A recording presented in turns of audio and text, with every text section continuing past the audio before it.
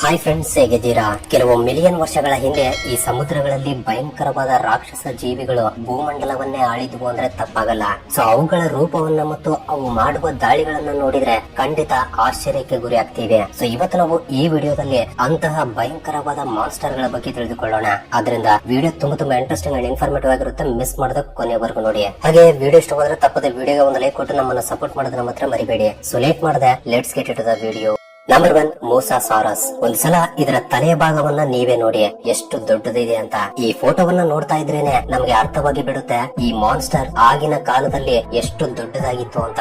ಅಷ್ಟೇ ಅಲ್ಲ, ಆಗಿನ ಕಾಲದಲ್ಲಿ ಬದುಕಿರುವ ದೊಡ್ಡ ದೊಡ್ಡ ಶಾರ್ಕ್ ಮೀನುಗಳಿಗೂ ಕೂಡ ನರಕ ತೋರಿಸಿ ಸಾಯಿಸಿ ತಿಂತಾ ಇತ್ತು. ಈ ಮಾನ್ಸ್ಟರ್ ಬರೋಬ್ಬರಿ 56 ಅಡಿಗಳಷ್ಟು ಉದ್ದದವರೆಗೆ ಬೆಳೆಯಬಲ್ಲದು ಮತ್ತು 20,000 ಕೆಜಿಗಳಷ್ಟು ತೂಕವನ್ನು ಕೂಡ ಹೊಂದಿತ್ತು. ಇವು ಹೆಚ್ಚಾಗಿ ಮೀನುಗಳನ್ನ, ಶಾರ್ಕ್ ಮೀನುಗಳನ್ನ, ಪಕ್ಷಿಗಳನ್ನ ಮತ್ತು ಅದೇ ಜಾತಿಯಲ್ಲಿರುವ ಬೇರೆ ಮೋಸಾಸಾರಸ್ ಗಳನ್ನು ಕೂಡ ಸಾಯಿಸಿ ತಿಂತಾ ಇತ್ತು. ಈಗಿನ ಕಾಲದಲ್ಲಿರುವ ಶಾರ್ಕ್ ಮೀನುಗಳು ಅವುಗಳ ಆಹಾರವನ್ನ ಒಂದೊಂದು ಬಾರಿ ಈ ರೀತಿ ಗಾಳಿಯಲ್ಲಿ ಹಾರಿ ಹಿಡಿದುಕೊಳ್ಳುತ್ತವೆ. ಸೇಮ್ ಇದು ಕೂಡ ಅದೇ ರೀತಿ ಗಾಳಿಯಲ್ಲಿ ಹಾರಿ ಅವುಗಳ ಆಹಾರವನ್ನ ಹಿಡಿದುಕೊಳ್ತಾ ಇತ್ತು. 80 ಮಿಲಿಯನ್ ವರ್ಷಗಳ ಹಿಂದೆ ಈ ಸಮುದ್ರದಲ್ಲಿ ಜೀವಿಸಿದ ಅತಿ ಭಯಂಕರವಾದ ಜೀವಿ ಎಂದು ಇದನ್ನ ನೋಡ್ತಾ ಇದ್ರೇನೆ ಅರ್ಥವಾಗಿ ಬಿಡುತ್ತೆ. ಅಷ್ಟೇ ಅಲ್ಲ, ಇದು ಡೈರೆಕ್ಟ್ ಆಗಿ ಮರಿಗಳಿಗೆ ಜನ್ಮ ನೀಡಬಲ್ಲದು. ಆಗಾಗ ಈ ರೀತಿ ಹುಟ್ಟಿದ ಚಿಕ್ಕ ಮರಿಗಳನ್ನ ಶಾರ್ಕ್ ಮೀನುಗಳು ತಿಂತಾ ಇರುತ್ತವೆ. ಇವುಗಳ ಪಳಿಯುಳಿಕೆಗಳನ್ನ ಮೊಟ್ಟ ಮೊದಲ ಬಾರಿ 1764ರಲ್ಲಿ ನೆದರ್ಲ್ಯಾಂಡ್ ನಲ್ಲಿ ಕಂಡುಕೊಂಡಿದ್ದಾರೆ. ನಂಬರ್ 2, ಪಲಾಯಿಯೋಫಿಸ್. ಈಗ ನೀವಿಲ್ಲಿ ನೋಡ್ತಾ ಇರುವ ಹಾವನ್ನ ನಾನು ಬಹಳಷ್ಟು ವಿಡಿಯೋಗಳಲ್ಲಿ ತೋರಿಸಿದ್ದೀನಿ. ಆದ್ರೆ ನಾವು ನೋಡುವ ಈ ಹಾವು ಕೇವಲ 9 ಅಡಿಗಳಷ್ಟು ಉದ್ದ ಮಾತ್ರವೇ ಇರುತ್ತೆ. ಹಾಗಾದ್ರೆ ಆಗಿನ ಸಮಯದಲ್ಲಿ ಜೀವಿಸಿದ ಅಂದ್ರೆ ಸರಿಸುಮಾರು 40 ಮಿಲಿಯನ್ ವರ್ಷಗಳ ಹಿಂದೆ ಜೀವಿಸಿದ ಈ ಅತಿ ದೊಡ್ಡ ಹಾವು ಬರೋಬ್ಬರಿ 40 ಅಡಿಗಳಷ್ಟು ಉದ್ದದವರೆಗೆ ಇತ್ತಂತೆ. ಈ ಅತಿ ದೊಡ್ಡ ಹಾವು ನಾರ್ತ್ ಅಮೆರಿಕಾ, ಯುರೋಪ್ ಮತ್ತು ಆಫ್ರಿಕಾದಲ್ಲಿರುವ ಸಮುದ್ರಗಳಲ್ಲೂ ಕೂಡ ಜೀವಿಸಿತ್ತು. ಇದು ಹೆಚ್ಚಾಗಿ ದೊಡ್ಡ ದೊಡ್ಡ ಮೀನುಗಳನ್ನ ಮತ್ತು ರೆಪ್ಟೈಲ್ಸ್ ಗಳನ್ನ ತಿಂದು ಜೀವಿಸ್ತಾ ಇತ್ತು. ಒಂದು ಕಡೆ ಭೂಮಿಯ ಮೇಲೆ ಟೈಟಾನೋಬೋವಾ ಭೂಮಿಯನ್ನ ಆಳ್ತಾ ಇದ್ರೆ, ಇನ್ನೊಂದು ಕಡೆ ಸಮುದ್ರಗಳಲ್ಲಿ ಈ ಅತಿ ದೊಡ್ಡ ಹಾವು ಸಮುದ್ರದ ಜೀವಿಗಳಿಗೆ ನರಕವನ್ನ ತೋರಿಸ್ತಾ ಇತ್ತಂತೆ. ಈಗ ಜೀವಿಸ್ತಾ ಇರುವ ಅನಕೊಂಡ ಹಾವು ಅದರ ಬಾಯಿಯನ್ನ ಎಷ್ಟು ದೊಡ್ಡದಾಗಿ ತೆರೆಯುತ್ತೋ, ಈ ಹಾವು ಕೂಡ ಅದರ ಬಾಯಿಯನ್ನ ಅದೇ ರೀತಿ ತೆರೆದು ದೊಡ್ಡ ದೊಡ್ಡ ಜೀವಿಗಳನ್ನ ಹಿಡಿದುಕೊಂಡು ಸಾಯಿಸಿ ತಿಂತಾ ಇತ್ತು. ಇದರ ಪಳಿಯುಳಿಕೆಗಳನ್ನ ಮೊಟ್ಟ ಮೊದಲ ಬಾರಿ 1822ರಲ್ಲಿ ಯುರೋಪ್ ನಲ್ಲಿ ಕಂಡು ಹಿಡಿದಿದ್ದಾರೆ. ನಂಬರ್ 3, ಸಿಫಾಕ್ಟಿನಸ್. ಸುಮಾರು 85ರಿಂದ 65 ಮಿಲಿಯನ್ ವರ್ಷಗಳ ಹಿಂದೆ ಜೀವಿಸಿದ್ದ ಈ ಮಾನ್ಸ್ಟರ್ ಆಗಿನ ಸಮಯದಲ್ಲಿ ಬದುಕಿರುವ ಪ್ರತಿಯೊಂದು ಜೀವಿಗಳಿಗೆ ಒಂದು ರಾಕ್ಷಸ ಜೀವಿಯಾಗಿತ್ತು. ಯಾಕೆಂದ್ರೆ ಇದು ಬರೋಬ್ಬರಿ 20 ಅಡಿಗಳಷ್ಟು ಉದ್ದವಿರುವ ಒಂದು ಅತಿ ದೊಡ್ಡ ಮೀನು. ಮೊಟ್ಟ ಮೊದಲ ಬಾರಿ ಈ ಮೀನಿನ ಪಳಿಯುಳಿಕೆಗಳನ್ನ 1850ರಲ್ಲಿ US ನ ಕಾನ್ಸಾಸ್ ನಲ್ಲಿ ಕಂಡುಕೊಳ್ತಾರೆ. ಆಗಿನ ಸಮಯದಲ್ಲಿ ಇದನ್ನ ನೋಡಿದ ಶಾಸ್ತ್ರಜ್ಞರು ಕೂಡ ಭಯಪಟ್ಟಿದ್ದಾರೆ. ಯಾಕೆಂದ್ರೆ ಅದರ ಸೈಜ್ ಮತ್ತು ಅದರ ರೂಪ ಮತ್ತು ಅದರ ಬಲವಾದ ಹಲ್ಲುಗಳನ್ನ ನೋಡಿ ಇದು ಆಗಿನ ಕಾಲದಲ್ಲಿ ಸಮುದ್ರದಲ್ಲಿ ಜೀವಿಸಿದ ಜೀವಿಗಳಿಗೆ ನರಕ ತೋರಿಸಿರುತ್ತೆ ಅಂತ ಅಂದುಕೊಳ್ತಾರೆ. ಅಷ್ಟೇ ಅಲ್ಲ, ಇದು ಗೋಸುಂಬೆಯಂತೆ ಬಣ್ಣಗಳನ್ನು ಕೂಡ ಬದಲಾಯಿಸ್ತಾ ಒಂದು ಕಡೆ ಅದರ ಶತ್ರುಗಳಿಗೆ ಕಾಣಿಸದ ಹಾಗೆ ತಿರುಗಬಲ್ಲದು, ಇನ್ನೊಂದು ಕಡೆ ಅದರ ಪ್ರಿಡೇಟರ್ ಗಳಿಗೆ ಕಾಣಿಸದ ಹಾಗೆ ಸಡನ್ ಆಗಿ ಅವುಗಳ ಮೇಲೆ ದಾಳಿ ಮಾಡಿ ಸಾಯಿಸಬಲ್ಲದು. ಈ ಮೀನು ಬರೋಬ್ಬರಿ 10 ಅಡಿಗಳಷ್ಟು ಉದ್ದವಿರುವ ಮೀನನ್ನು ಕೂಡ ಒಂದೇ ಬಾರಿ ನುಂಗಬಲ್ಲದು. ಅಷ್ಟೇ ಅಲ್ಲ, ಇದರ ವೇಗ ಗಂಟೆಗೆ ಸರಿಸುಮಾರು 60 ಕಿಲೋಮೀಟರ್ ಇರುತ್ತೆ. ಸೊ ಇಷ್ಟೊಂದು ಭಯಂಕರವಾಗಿ ಕಾಣಿಸ್ತಾ ಇರುವ ಈ ಮಾನ್ಸ್ಟರ್ ನಾರ್ತ್ ಅಮೆರಿಕದ ಸಮುದ್ರಗಳಲ್ಲಿ ಜೀವಿಸಿತ್ತು. ನಂಬರ್ 4, ಹೆಲಿಕೋಪ್ರಿಯಾನ್. 1899ರಲ್ಲಿ ಮೊಟ್ಟ ಮೊದಲ ಬಾರಿ ಇವುಗಳ ಪಳಿಯುಳಿಕೆಗಳನ್ನ ಕಂಡು ಹಿಡಿದಾಗ ಪುರಾವಸ್ತು ಶಾಸ್ತ್ರಜ್ಞರು ಕೂಡ ಇದು ಯಾವ ಜೀವಿದು ಎಂದು ತಿಳಿಯದೆ ತಲೆ ಕೆಡಿಸಿಕೊಳ್ತಾರೆ. ಆದ್ರೆ ಬಹಳಷ್ಟು ವರ್ಷಗಳ ನಂತರ ಇವರಿಗೆ ಅರ್ಥವಾಗುತ್ತೆ ಇದು ಇಷ್ಟು ದೊಡ್ಡ ಮಾನ್ಸ್ಟರ್ ಮೀನಿನ ಪಳಿಯುಳಿಕೆ ಎಂದು. ಅಷ್ಟೇ ಅಲ್ಲ, ನಮಗೆ ಶಾರ್ಕ್ ಮೀನಿನಂತೆ ಕಾಣಿಸುವ ಈ ಮಾನ್ಸ್ಟರ್ ಶಾರ್ಕ್ ಮೀನಲ್ಲ, ಇದು ಕೇವಲ ಒಂದು ಮೀನಷ್ಟೇ. ಸರಿಸುಮಾರು 290 ಮಿಲಿಯನ್ ವರ್ಷಗಳ ಹಿಂದೆ ಈ ವಿಚಿತ್ರವಾದ ಮೀನು ಕೂಡ ಸಮುದ್ರದಲ್ಲಿ ಜೀವಿಸಿತ್ತು. ಇದರ ಹಲ್ಲುಗಳು ಈ ರೀತಿ ವಿಚಿತ್ರವಾಗಿರೋದ್ರಿಂದ ಇದು ಮೃದುವಾದ ದೇಹವನ್ನ ಹೊಂದಿರುವ ಜೀವಿಗಳನ್ನ ಮಾತ್ರವೇ ತಿಂತಾ ಇತ್ತು. ಅಂದ್ರೆ ಆಕ್ಟೋಪಸ್, ಸ್ಕ್ವಿಡ್ ಗಳಂತಹ ಜೀವಿಗಳನ್ನ ಮಾತ್ರವೇ ಜಾಸ್ತಿಯಾಗಿ ತಿಂತಾ ಇತ್ತು. ಅದು ಕೂಡ ಇಷ್ಟು ದಾರುಣವಾಗಿ ಸಾಯಿಸಿ. ಇದಕ್ಕೆ ಯಾವ್ದಾದ್ರು ಜೀವಿ ಕಾಣಿಸಿತು ಅಂದ್ರೆ ಅದರ ಗರಗಸದ ಚಕ್ರದಂತಿರುವ ಹಲ್ಲುಗಳಿಂದ ಈ ರೀತಿ 2 ತುಂಡುಗಳಾಗಿ ಮಾಡಿ ಸಾಯಿಸಿ ತಿಂತಾ ಇತ್ತು. ಹಾಗಂತ ಇದು ತುಂಬಾ ಚಿಕ್ಕ ಮೀನು ಅಂತ ಅಂದುಕೊಳ್ಬೇಡಿ. ಇದು ಬರೋಬ್ಬರಿ 30 ಅಡಿಗಳಷ್ಟು ಉದ್ದದವರೆಗೆ ಬೆಳೆಯಬಲ್ಲದು. ನಂಬರ್ 5 ಶಾಸ್ತಾಸಾರಸ್. ಇದರ ಅತಿ ದೊಡ್ಡ ಆಕಾರದಿಂದಲೇ ಭಯ ಹುಟ್ಟಿಸುವ ಈ ಅತಿ ದೊಡ್ಡ ಸಮುದ್ರದ ರೆಪ್ಟೈಲ್ 215 ಮಿಲಿಯನ್ ವರ್ಷಗಳ ಹಿಂದೆ ಸಮುದ್ರದಲ್ಲಿ ಜೀವಿಸಿತ್ತು. ಅಷ್ಟೇ ಅಲ್ಲ, ಇದು ಬರೋಬ್ಬರಿ 85 ಅಡಿಗಳಷ್ಟು ಉದ್ದವಿರುವ ಒಂದು ಅತಿ ದೊಡ್ಡ ಸೀ ಮಾನ್ಸ್ಟರ್ ಅಂತಾನೆ ಹೇಳ್ಬೋದು. ಈ ಮಾನ್ಸ್ಟರ್ ನ ರೂಪ ನಮಗೆ ಈಗಿನ ಡಾಲ್ಫಿನ್ ಗಳಂತೆ ಕಾಣಿಸುತ್ತೆ.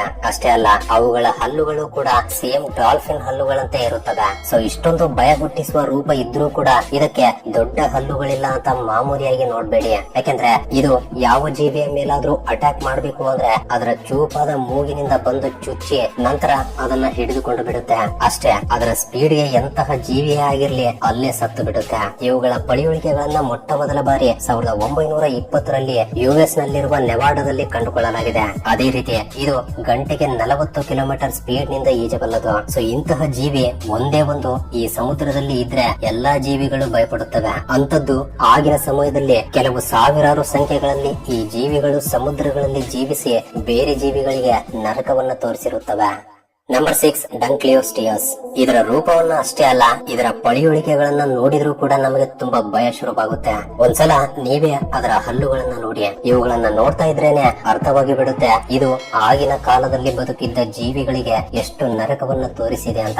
ಇದರ ಮೇಲೆ ಬೇರೆ ಜೀವಿಗಳು ಅಟ್ಯಾಕ್ ಮಾಡ್ಬೇಕು ಅಂದ್ರೆ ತುಂಬಾ ಭಯ ಪಡ್ತಾ ಇದ್ವು. ಯಾಕಂದ್ರೆ ಇದಕ್ಕೆ ಅದರ ದೇಹದ ಮೇಲೆ ಇರುವ ಚರ್ಮ ತುಂಬಾ ಗಟ್ಟಿಯಾಗಿದ್ದು ಒಂದು ಕವಚದಂತೆ ಕೆಲಸ ಮಾಡ್ತಾ ಇತ್ತು. ಅಂದ್ರೆ ಬೇರೆ ಜೀವಿಗಳು ಇದರ ಮೇಲೆ ಅಟ್ಯಾಕ್ ಮಾಡಿದ್ರು ಕೂಡ ಇದಕ್ಕೆ ಗಾಯಗಳೇ ಆಗ್ತಾ ಇರ್ಲಿಲ್ಲ. ಇದರ ಶಕ್ತಿಯುತವಾದ ದವಡೆಗಳಿಂದ ಇದಕ್ಕಿಂತ ಅತಿ ದೊಡ್ಡ ಜೀವಿಗಳ ಮೇಲೂ ಕೂಡ ಅಟ್ಯಾಕ್ ಮಾಡಿ ಸಾಯಿಸಿ ತಿಂತ ಇತ್ತು. ಇದರ ಬೈಟ್ ಫೋರ್ಸ್ ಬಂದ್ಬಿಟ್ಟು ಬರೋಬ್ಬರಿ 80,000 PSI ಪೌಂಡ್ಸ್ ವರೆಗೆ ಇತ್ತಂತೆ. ಅದೇ ರೀತಿ 350 ಮಿಲಿಯನ್ ವರ್ಷಗಳ ಹಿಂದೆ ಬದುಕಿರುವ ಈ ಮಾನ್ಸ್ಟರ್ ಸರಿಸುಮಾರು 1700 ಕೆಜಿಗಳಷ್ಟು ತೂಕವನ್ನ ಹೊಂದಿತ್ತು. ಈ ಭಯಂಕರವಾದ ಮಾನ್ಸ್ಟರ್ ಪಳಿಯುಳಿಕೆಗಳನ್ನ ಮೊಟ್ಟ ಮೊದಲ ಬಾರಿ 1867ರಲ್ಲಿ US ನಲ್ಲಿರುವ ಓಹಿಯೋದಲ್ಲಿ ಕಂಡುಕೊಂಡಿದ್ದಾರೆ. ನಂಬರ್ 7 ರೈಜೋಡಸ್. ಇದರ ಅಟ್ಯಾಕ್ ಎಷ್ಟು ಭಯಂಕರವಾಗಿರುತ್ತೆ ಅಂದ್ರೆ ಇದು ಯಾವ್ದಾದ್ರು ಜೀವಿಯನ್ನ ನೋಡಿತು ಅಂದ್ರೆ ಅದನ್ನ ಸಾಯಿಸೋವರೆಗೆ ಬಿಡಲ್ಲ. ಅಕಸ್ಮಾತ್ ಆ ಜೀವಿ ತಪ್ಪಿಸಿಕೊಂಡು ಹೋದ್ರೂ ಕೂಡ ಅದರ ಫಿನ್ ಸಹಾಯದಿಂದ ನಡೆದುಕೊಂಡು ಹೋಗಿ ಅವುಗಳನ್ನ ಇಷ್ಟು ಭಯಂಕರವಾಗಿ ಸಾಯಿಸಿ ತಿಂದು ಬಿಡುತ್ತೆ. ಸರಿಸುಮಾರು 23 ಅಡಿಗಳಷ್ಟು ಉದ್ದವಿರುವ ಈ ಅತಿ ದೊಡ್ಡ ಮೀನು ಎಂಬುದು ಆಗಿನ ಸಮಯದಲ್ಲಿ ಅಂದ್ರೆ ಸರಿಸುಮಾರು 330 ಮಿಲಿಯನ್ ವರ್ಷಗಳ ಹಿಂದೆ ನಾರ್ತ್ ಅಮೆರಿಕಾದ ಮಹಾಸಮುದ್ರಗಳನ್ನ ಆಳಿದೆ ಅಂತಾನೆ ಹೇಳ್ಬೋದು. ಭಯಂಕರವಾಗಿ ಕಾಣಿಸುವ ಇದರ ರೂಪವಷ್ಟೇ ಅಲ್ಲ, ಅದರ ಹಲ್ಲುಗಳು ಕೂಡ ಅಷ್ಟೇ ಭಯಂಕರವಾಗಿರುತ್ತವೆ. 1880ರಲ್ಲಿ ಮೊಟ್ಟ ಮೊದಲ ಬಾರಿ ಇವುಗಳ ಪಳಿಯುಳಿಕೆಗಳನ್ನ ಕಂಡುಕೊಂಡಾಗ ಅವುಗಳ ಹಲ್ಲುಗಳನ್ನ ನೋಡಿ ಪುರಾವಸ್ತು ಶಾಸ್ತ್ರಜ್ಞರು ಕೂಡ ಶಾಕ್ ಆಗಿದ್ರಂತೆ. ಆದ್ರೆ ಆಗಿನ ಕಾಲದಲ್ಲಿರುವ ಈ ಮೀನುಗಳಿಗಿಂತ ಅತಿ ದೊಡ್ಡ ಮಾನ್ಸ್ಟರ್ಗಳು ಸಮುದ್ರಗಳಲ್ಲಿ ಜೀವಿಸೋದ್ರಿಂದ ಈ ಮೀನು ಅವುಗಳಿಗೆ ಆಹಾರವಾಗಿ ನಿಧಾನವಾಗಿ ಕಣ್ಮರೆಯಾಗಿ ಬಿಟ್ಟಿದೆ. ಮುಂದಿನ ವಿಷಯಕ್ಕೆ ಹೋಗೋಕೆ ಮುಂಚೆ ಒಂದು ವೇಳೆ ನೀವು ಈ ವಿಡಿಯೋನ ಫುಲ್ ಸ್ಕ್ರೀನ್ ಅಲ್ಲಿ ನೋಡ್ತಾ ಇದ್ರೆ ನಿಮ್ಮ ಮೊಬೈಲ್ ಅನ್ನು ಸ್ವಲ್ಪ ಟಿಲ್ಟ್ ಮಾಡಿ ಕೆಳಗಡೆ ಕಾಣ್ತಾ ಇರುವ ಲೈಕ್ ಬಟನ್ ಕಲರ್ ಚೇಂಜ್ ಮಾಡಿಬಿಡಿ. ಅಂಡ್ ಸಬ್ಸ್ಕ್ರೈಬ್ ಮಾಡಿಕೊಂಡಿರುವ Vismayavani family members love you so much. And first time ಯಾರಾದ್ರೂ ನಮ್ಮ ಚಾನಲ್ ಅನ್ನ ಈಗ ನೋಡ್ತಾ ಇದ್ರೆ ಕೆಳಗಡೆ ಕಾಣ್ತಾ ಇರುವ ರೆಡ್ ಕಲರ್ ಸಬ್ಸ್ಕ್ರೈಬ್ ಬಟನ್ ಮೇಲೆ ಕ್ಲಿಕ್ ಮಾಡಿ ಸಬ್ಸ್ಕ್ರೈಬ್ ಮಾಡ್ಕೊಂಡು ಪಕ್ಕದಲ್ಲಿರುವ ಬೆಲ್ ಐಕನ್ ಅನ್ನ ಆಕ್ಟಿವೇಟ್ ಮಾಡ್ಕೊಳ್ಳಿ. ಅಂಡ್ ಬೆಲ್ ಐಕನ್ ಆನ್ ಮಾಡ್ಕೊಳ್ಳೋದು ತುಂಬಾ ಇಂಪಾರ್ಟೆಂಟ್, ಮರಿಬೇಡಿ. ನಂಬರ್ 8 ಮೆಗಾಲೋಡಾನ್. ಮನುಷ್ಯರ ಜೊತೆ ಹೋಲಿಸಿದ್ರೆ ಇದರ ಬಾಯಿಯೇ ಇಷ್ಟೊಂದು ದೊಡ್ಡದಾಗಿದೆ ಅಂದ್ರೆ ಅದರ ಪೂರ್ತಿ ದೇಹ ಎಷ್ಟು ದೊಡ್ಡದಾಗಿರುತ್ತೆ ಗೊತ್ತಾ? ನಾವು ಊಹಿಸಿರುವ ಹಾಗೆ ಈ ಶಾರ್ಕ್ ಮೀನು ಸರಿಸುಮಾರು 60 ಅಡಿಗಳಷ್ಟು ಉದ್ದ ಮತ್ತು ಸರಿಸುಮಾರು 45,000 ಕೆಜಿಗಳಷ್ಟು ತೂಕವನ್ನ ಹೊಂದಿತ್ತು. ಒಂದ್ಸಲ ನೀವೇ ಈ ಮೆಗಾಲೋಡಾನ್ ಹಲ್ಲುಗಳನ್ನ ನೋಡಿ. ಕೇವಲ ಅದರ ಒಂದು ಹಲ್ಲು ನಮ್ಮ ಅಂಗೈಯಷ್ಟು ದೊಡ್ಡದಾಗಿದೆ ಅಂದ್ರೆ ನೀವೇ ಅರ್ಥ ಮಾಡ್ಕೊಳ್ಳಿ ಇದು ಎಷ್ಟು ಭಯಂಕರವಾದ ಜೀವಿ ಅಂತ.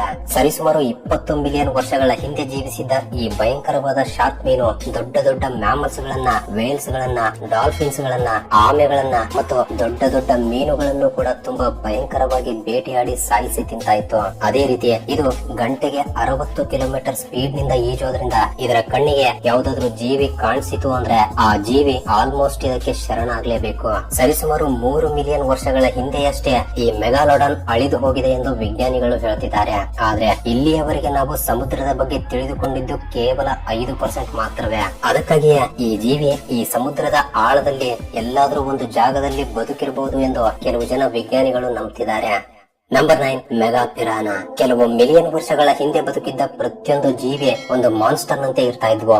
ಅಂತದ್ದು ಕೇವಲ 2.5 ಅಡಿಗಳಷ್ಟು ಉದ್ದವಿರುವ ಈ ಮೆಗಾ ಪಿರಾನ ಮೀನುಗಳು ಕೂಡ ಯಾವುದರಲ್ಲೂ ಕಡಿಮೆ ಇಲ್ಲ ಎಂದು ಹೇಳಬಹುದು. ಇದು ನೋಡೋಕೆ ಒಂದು ಚಿಕ್ಕ ಮೀನಿನಂತೆ ಇದ್ರೂ ಕೂಡ ಇದಕ್ಕಿರುವ ಅತಿ ಭಯಂಕರವಾದ ಹಲ್ಲುಗಳು ಮತ್ತು ಅದರ ಕೋಪದಿಂದ ಇದು ಕೂಡ ಒಂದು ಅತಿ ಭಯಂಕರವಾದ ಮಾನ್ಸ್ಟರ್ ಮೀನು ಎಂದು ಹೆಸರನ್ನು ಪಡೆದುಕೊಂಡಿದೆ. ಸರಿಸುಮಾರು 10 ಮಿಲಿಯನ್ ವರ್ಷಗಳ ಹಿಂದೆ ಇವು ಮಾಡಿರುವ ದಾಳಿ ಅಷ್ಟಿಷ್ಟಿರಲ್ಲ. ಈ ಮೀನುಗಳಿಗೆ ಹಸಿವು ತುಂಬಾ ಜಾಸ್ತಿ ಇರುತ್ತೆ. ಅದಕ್ಕಾಗಿಯೇ ಇವು ಹೆಚ್ಚಾಗಿ ಮೀನುಗಳನ್ನ, ಮ್ಯಾಮಲ್ಸ್ ಗಳನ್ನ, ರೆಪ್ಟೈಲ್ಸ್ ಗಳನ್ನ ಮತ್ತು ಅತಿ ದೊಡ್ಡ ಆಮೆಗಳನ್ನು ಕೂಡ ತುಂಬಾ ಸುಲಭವಾಗಿ ಸಾಯಿಸಿ ತಿಂದು ಬಿಡ್ತಾ ಇದ್ವು. ಅಷ್ಟೇ ಅಲ್ಲ, ಅವುಗಳ ಮೈ ಮೇಲಿರುವ ಚಿಪ್ಪುಗಳನ್ನು ಕೂಡ ತುಂಡು ತುಂಡಾಗಿ ಮಾಡಿ ಬಿಡ್ತಾ ಇದ್ವಂತೆ.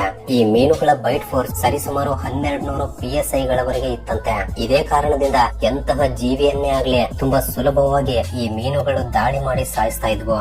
ಆದ್ರೆ ಈಗ ಇರುವ ಪಿರಾನ ಮೀನುಗಳ ಬೈಟ್ ಫೋರ್ಸ್ ಚೆಕ್ ಮಾಡಿದ್ರೆ ಅವುಗಳ ಬೈಟ್ ಫೋರ್ಸ್ ಕೇವಲ 69 ಪೌಂಡ್ಸ್ ಮಾತ್ರವೇ ಇದೆ. ಅಂದ್ರೆ ಇದರಿಂದ ನೀವೇ ಅರ್ಥ ಮಾಡ್ಕೊಳ್ಳಿ ಆಗಿನ ಕಾಲದಲ್ಲಿ ಬದುಕಿರುವ ಈ ಮೆಗಾ ಪಿರಾನಗಳು ಎಷ್ಟು ಬಲವಾಗಿದ್ವು ಅಂತ.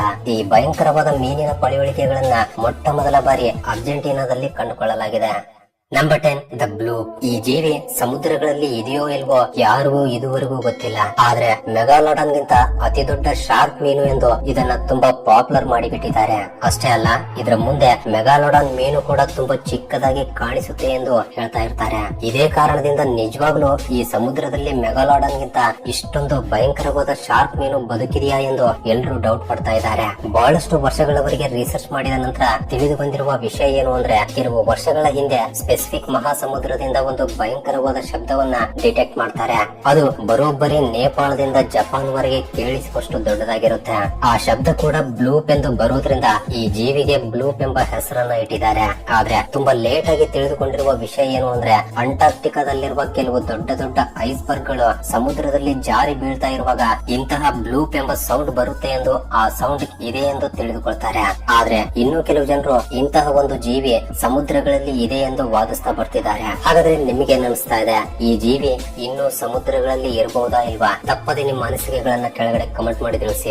ಸೊ ಇದು ಫ್ರೆಂಡ್ಸ್ ಈ ವಿಡಿಯೋಗೆ ಇಷ್ಟೇ. ವಿಡಿಯೋ ಇಷ್ಟವಾಗಿದ್ರೆ ತಪ್ಪದೆ ವಿಡಿಯೋಗೆ ಒಂದು ಲೈಕ್ ಕೊಟ್ಟು ನಿಮ್ಮ ಫ್ರೆಂಡ್ಸ್ ಅಂಡ್ ಫ್ಯಾಮಿಲಿ ಜೊತೆ ಕೂಡ ಶೇರ್ ಮಾಡಿ. ಅಂಡ್ ಫಸ್ಟ್ ಟೈಮ್ ಯಾರಾದ್ರೂ ನಮ್ಮ ಚಾನಲ್ ಅನ್ನ ಈಗ ನೋಡ್ತಾ ಇದ್ರೆ ತಪ್ಪದೆ ಸಬ್ಸ್ಕ್ರೈಬ್ ಮಾಡ್ಕೊಂಡು ಪಕ್ಕದಲ್ಲಿರುವ ಬೆಲ್ ಐಕನ್ ಅನ್ನ ಆಕ್ಟಿವೇಟ್ ಮಾಡ್ಕೊಳ್ಳಿ.